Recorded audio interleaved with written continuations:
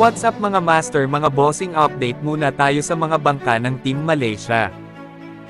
Kasalukuyang nasa maayos ang mga bangka ng Team Malaysia sa pangangalaga ng Team Albaysa. Sa ngayon ay kukunin na ng Team Malaysia ang mga bangka nila at kinakarga na ang mga ito at tinutulungan ito ng mga crew ng Team Albaysa.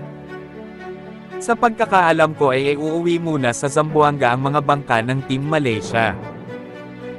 Isang malaking experience at overwhelming na makasama ang Team Malaysia na isa sa mga malalakas na mga grupo ngayon sa larangan ng bangkarera, halos naikot na nila ang Luzon, Visayas at Mindanao. Bago ang lahat, shoutout nga pala sa lahat ng mga solid supporters ng aking page. Shoutout nga pala kay Idol Esmael Jami ng Tama Yung Kalinan, Davao City. Hazem Napes ng Dipag.